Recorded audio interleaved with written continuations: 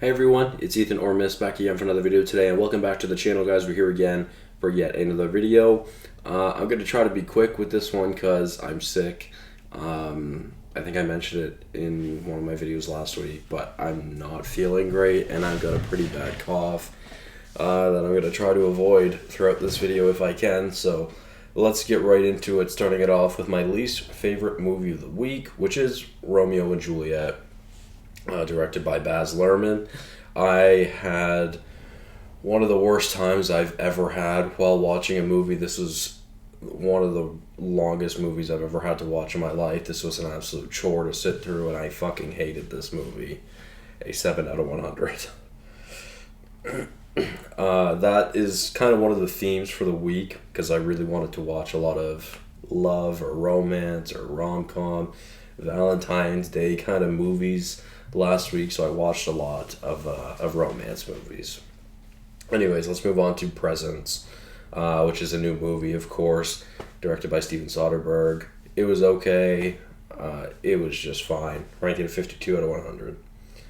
Moving on to a Melly classic for Bride Wars. I know she hasn't revisited this in a long time, but she loved this movie when she was younger, and I just kind of threw it on, I think on Monday, and we ended up watching it, and yeah, it was okay. Ranked it at 56 out of 100. Moving on to Captain America Brave New World, which I sadly did not love. I ranked it at 58 out of 100. You can read my review here, obviously. There's a lot that I had to say, which feel free to take a look at my review, like I said. I'm not going to talk much about it, but overall, I just felt the movie was very bleh. You know, it was just very okay. There was more that I enjoyed than I didn't enjoy, but overall, I just thought it was okay, you know, which is quite disappointing. This was my most anticipated superhero movie of the year. That's already passed, and there's honestly a strong likelihood it might be my least favorite by the end of the year. So who knows? We'll see. We'll see how that pans out. But yeah, not a huge fan of Brave New World, unfortunately. So let's move on to Romancing the Stone, an old, I think, Robert Zemeckis movie. I'm pretty sure. 62 out of 100. Not too bad. An interesting take on adventure rom-com, I guess. So that was kind of fun, I guess, but I struggled to stay awake with this one because that was when I really started to feel sick. So maybe the ranking isn't as accurate as it could be because I was kind of in and out of sleep for a little bit of the movie. So that's kind of on me, but nonetheless, a 62 out of 100. And Mel and I also went through a few Disney Channel original movies this week, so that's kind of another mini theme of the week. We watched Geek Charming, which I've never seen before, but Mel has. Honestly, it wasn't that bad at all. I kind of enjoyed it, actually. It's ranked at a 64 out of 100. I always have this stigma for Disney Channel originals where usually I don't find they're great. Usually they're okay or really bad, but all three that we watched this week I enjoyed, to say the least. So yeah, Mel also enjoyed Geek Charming. Then let's move on to Cloud 9, another Disney Channel original, which similarly I enjoyed more than I thought I was going to. Ranked it a 67 out of 100. The budget on this movie seemed like it must have been crazy high. I don't know. We'll see, I guess. I never actually looked, but I should take a look. But yeah, it just seemed like a crazy high budget. Anyways, had a good time with this one. So did Mel. She really enjoyed it. And moving on to the third and final of the Disney Channel original, which we watched last night, which one I've been wanting to watch for a long time that we just haven't gotten around to, is the Wizard of Waverly Place movie, or the movie, which this is a childhood classic of mine, and maybe that's a little bit of bias into my review, ranking it a 70 out of 100, because I did enjoy it, and I seem to have enjoyed it more than Mel, actually, so that's quite interesting. But yeah, I had a decent time with it. I enjoyed it. What can I say? Alright, let's move on to yet another Melly classic, which is Made in Manhattan, which I ranked an 81 out of 100. I had a really good time with. this movie, and we both really enjoyed it. Mel ranked it a 4.5. Like I said, this is a Melly classic. I ranked it a 4. I mean, I had a really fun time with this movie, and I enjoyed it a lot more than I thought it was going to. I was a little worried that it was going to be similar to Bride Wars, where I just wasn't really going to fuck with it, but I had a good time with Made in Manhattan. I enjoyed it. And let's move on to the end, but the start of a trilogy for this week that I watched. Before Midnight, I watched the Before trilogy finally, and there's some very interesting and thought-provoking movies, and they're very simple yet beautiful movies as at the same time as well. So yeah, Before Midnight was my least favorite, and truthfully, I didn't love the ending, but I say a lot here. Again, you can read the review, but yeah, this one was very interesting. Because really it just kind of made me show how much children can affect a relationship and your life. And Mel and I have never wanted kids. Years ago I wanted kids, but I don't want kids now.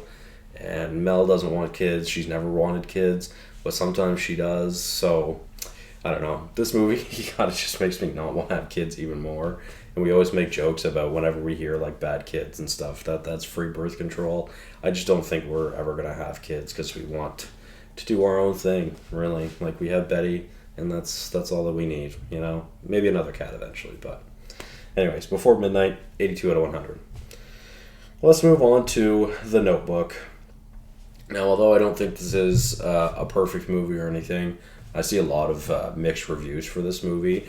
The emotion that this movie brings out in me is crazy. I watched it years ago, I think in like 2018, and I remember crying a lot then. And again, rewatching it for the first time in like 7 years, I sobbed a lot again. This was a really sad movie, and it really hurt. Like I said, this is one of the movies that I've cried to the most. It's quite sad. Now, it was no Inside Out. Haven't cried to anything like that pretty much, but sobbed a lot. All right, so moving on to Crazy Rich Asians, which I ranked at 84 out of 100, which is something that Mel and I have both wanted to watch, because she's seen it before, but I've never seen it. And I'm glad we finally were able to watch it, because it was a pretty interesting movie with lots of tea, lots of drama, and I had a good time with it. It was a lot of fun. And yeah, that wedding at the end is absolutely crazy, absolutely insanity, or absolute insanity. It was really, really beautiful, really magical, and it looked really awesome. So very nice, very nice. Well, let's move on to Before Sunset, which is the second of the Before trilogy, which I think this one is still quite great. This one was definitely the funniest of the trilogy, and of course the ending really brings the decision of this relationship, or it's really impacted, I guess, by this by the decision, and their relationship is impacted by the decision at the end of the movie. So yeah, quite interesting as well. Again, I had a really good time with this one, and I enjoyed it. 87 out of 100. And let's move on to Before Sunrise, which was my favorite of the trilogy. And this is a very simple yet beautiful movie that's super charismatic and full of romance and love.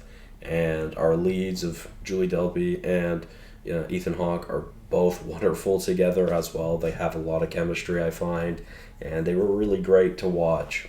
And this is, again, just such a simple masterclass of filmmaking, really, from Richard Linklater. So really nice to see, and it just made me love Mel. It just made me think of Mel. I just love Mel very much. I'm very glad that I have met Mel, because the way that we are with each other, that we're always, bantering, but we're so in love with each other, and we rarely ever have any sort of problems or issues, unless we're sick, which we're both sick right now, but doesn't mean we're having problems. But I really love Mel, and this movie just kind of made me think of that even more. So 90 out of 100 for Before Sunrise. And let's move on to my favorite watch of the week, which is actually how I started the week, which was Life of Pi. This was also a pretty emotional movie and a pretty drastic and disastrous movie. This is a really awesome movie, though. I enjoyed this so much more than I ever thought I would. I know for years my mom said never watch Life of Pi. It's a waste of 2 hours. You'll never get back. It's boring. But I was so intrigued and gripped into this movie, and this was so much more beautiful than I could have ever imagined.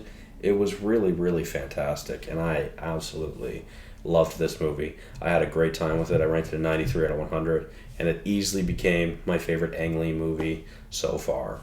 So that was a fun way to start the week, and nothing ended up surpassing it. So with that being said, thank you guys all so much for watching. Hopefully you did enjoy, and I'll see you guys in the next one. Bye-bye.